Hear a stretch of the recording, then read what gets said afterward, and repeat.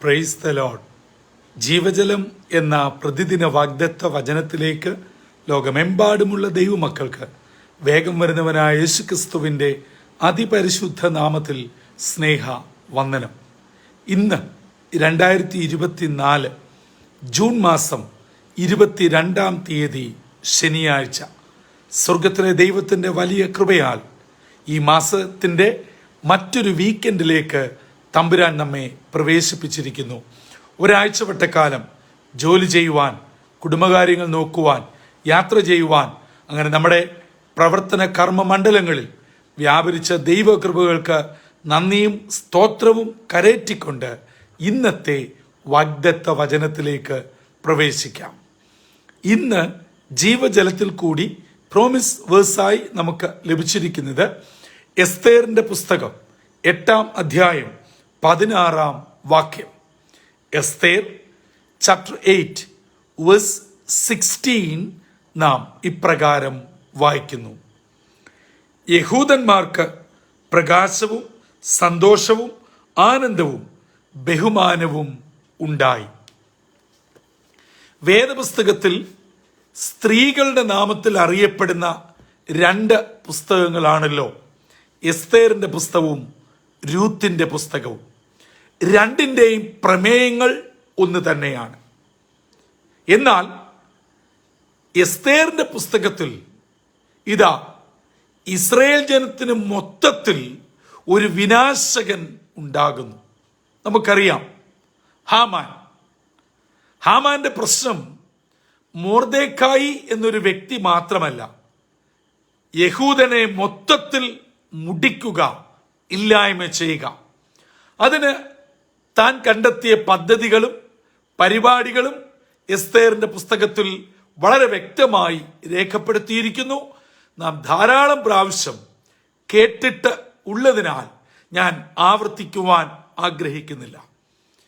എന്നാൽ 8-ാം അധ്യായം നാം വായിക്കുമ്പോൾ ഹാമാന്റെ പക്കൽ എന്തെല്ലാം ഉണ്ടായിരുന്നുവോ അവ മുഴുവനും രാജാവ് മൊർദെഖായിക്ക് നൽകുന്നു. എന്തിന്?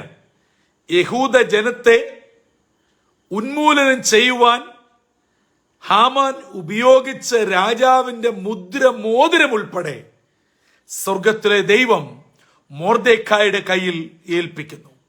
മാത്രമല്ല 127 സംസ്ഥാനത്തേക്ക് രാജാവിന്റെ പുതിയ കൽപ്പന അഞ്ചൽക്കാർ വശം എത്തിക്കുകയാണ്. എല്ലായിടവും ആഹ്ലാദവും സന്തോഷവും നന്മയും നിറഞ്ഞാടി.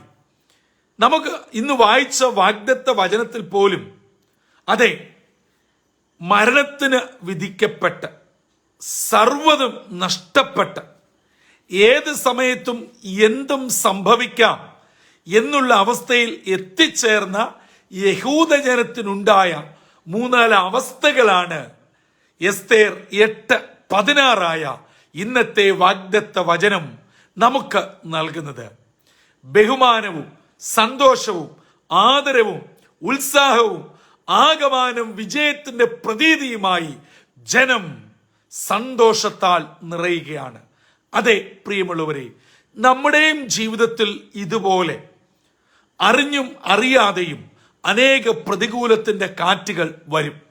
നമ്മെയും നമ്മുടെ കുടുംബത്തെയും നമ്മുടെ തലമുറയെയും നമ്മുടെ ശുശ്രൂഷയും നമ്മെ തന്നെയും ഭൂമുഖത്തു നിന്ന് ഇല്ലാതാക്കുവാൻ, തുടച്ചു നീക്കുവാൻ, നമ്മുടെ വളർച്ചയെ പിടിച്ചു കെട്ടുവാൻ പല പദ്ധതികൾ, പല ഹാമാന്മാർ നമുക്ക് ചുറ്റും ഇട്ടുകൊണ്ടേയിരിക്കും, പ്രവർത്തിച്ചു കൊണ്ടേയിരിക്കും.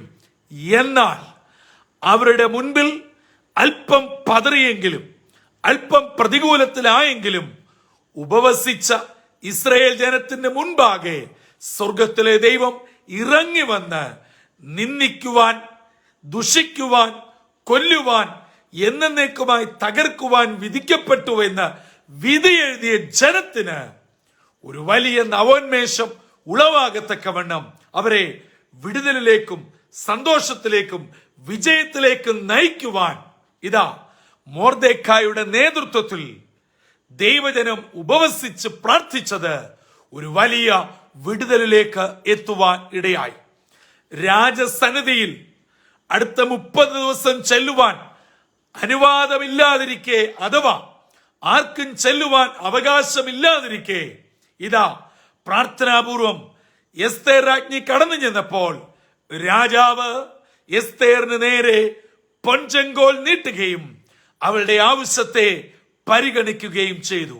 അങ്ങനെയെങ്കിൽ ഈ ആഴ്ച അവസാനമാകുന്ന ശനിയാഴ്ച വിവിധ വിഷയത്താൽ മനംനൊന്ത്, ഭാരപ്പെട്ട്, തളർന്ന്, വാടി ജീവിതത്തിൽ ഇനിയും മുൻപോട്ട് നോക്കിയാൽ ആശയ്ക്ക് ഒരു വഴിയും ഇല്ല എന്ന് സ്വയം വിധിയെഴുതിയ ആരെങ്കിലും എന്നെ കേൾക്കുന്നുവെങ്കിൽ, പ്രിയ സഹോദരങ്ങളെ, പ്രിയ ദൈവജനമേ, മാതാപിതാക്കളെ, നമ്മളുടെ ഒരു പ്രാർത്ഥനയും വെറുതെ പോവുകയില്ല. ആത്മാർത്ഥമായി നിങ്ങൾ ഒരു ദിവസം ഒരു നേരമെങ്കിലും ഉപവസിച്ചിട്ടുണ്ടോ? ദൈവസന്നിധിയിൽ ജാഗരിച്ചിട്ടുണ്ടോ? പ്രിയ സഹോദരങ്ങളെ, നിങ്ങളുടെ ഉപവാസം വെറുതെ ആവുകയില്ല. നിങ്ങളുടെ പ്രാർത്ഥന വെറുതെ ആവുകയില്ല. നിശ്ചയമായും അതിന് മറുപടിയുണ്ട്. വിജയം ദൈവമക്കൾക്കാണ്.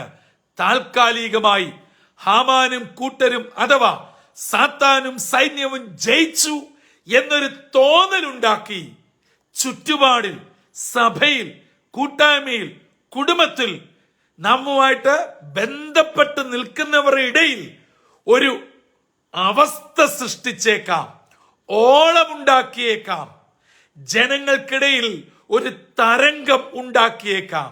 എന്നാൽ ദൈവമക്കളെ, അതൊക്കെ വെറും നീർക്കുമിളകൾ പോലെ പട്ടുപോകുകയും ദൈവമക്കൾ ശക്തിയോടെ മടങ്ങി വന്ന് ആർത്ത് അട്ടഹസിച്ച് യഹൂദനുള്ള എല്ലാ പട്ടണങ്ങളിലും ദൈവകൃപയോടെ അവർ നൃത്തമാടുവാൻ ഇടയായി. ഈ ദിനങ്ങളിൽ നിങ്ങൾ വിഷമിക്കുന്ന, നിങ്ങൾ ഭാരപ്പെടുന്ന, നിങ്ങൾ സങ്കടപ്പെടുന്ന നിങ്ങളുടെ മകന്റെ വിഷയം, മകളുടെ വിഷയം, മക്കളുടെ വിവാഹ സംബന്ധമായ വിഷയം, തലമുറ സംബന്ധമായ വിഷയം, ഭവന പണി സംബന്ധമായ വിഷയം, ജോലിയിൽ നേരിടുന്ന പ്രതികൂലങ്ങൾ, സ്ഥാനക്കയറ്റത്തിന് ഉണ്ടാകുന്ന തടസ്സങ്ങൾ, സാമ്പത്തിക ബാധ്യതകൾ, അടിക്കടി ഉണ്ടാകുന്ന രോഗപ്രശ്നങ്ങൾ, മാത്രമല്ല നിങ്ങളുടെ വാഹനത്തിന് നേരിടുന്ന നിരന്തരമായ അപകടങ്ങൾ, കേടുപാടുകൾ, സംശയ വിചാരങ്ങൾ, നിങ്ങളെ അലട്ടുന്നത് എന്ത് പ്രശ്നവുമായിക്കൊള്ളട്ടെ, അതിനെ മാറ്റി നിങ്ങൾക്ക് വിജയം, സമാധാനം, സന്തോഷം, നന്മ, നിങ്ങളുടെ ജീവിതത്തിൽ ആഹ്ലാദം തരുവാൻ സ്വർഗത്തിലെ ദൈവം മതിയായവനാ. ആകയാൽ വേദനയാൽ, നിരാശയാൽ സങ്കടപ്പെടുന്ന ഏതെങ്കിലും മാതാപിതാക്കളോ പ്രിയപ്പെട്ടവരോ ഈ പ്രഭാതത്തിൽ ഈ ദൈവവചനം കേൾക്കുന്നുവെങ്കിൽ താങ്കളോട് ദൈവത്തിന്റെ ആത്മാവ് ഹൃദ്യമായും വ്യക്തമായും സംസാരിക്കുന്നു. പ്രാർത്ഥന കേൾക്കുന്ന ദൈവം ജീവിക്കുന്നു.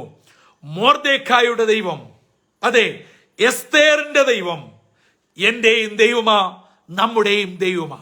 നമ്മുടെ പ്രാർത്ഥനയ്ക്ക് മറുപടി നൽകുന്ന ദൈവമാണ്. ആ ദൈവം നിശ്ചയമായും പ്രാർത്ഥനകൾക്ക് മറുപടി നൽകും. വിജയവും സന്തോഷവും നമ്മുടെ കുടുംബത്തിൽ മടക്കിത്തരും. ആ ദൈവത്തിന്റെ കരങ്ങളിലേക്ക് പരിപൂർണമായി സമർപ്പിച്ചുകൊണ്ട് ഇന്നത്തെ ദിനം നമുക്ക് ആരംഭിക്കാം.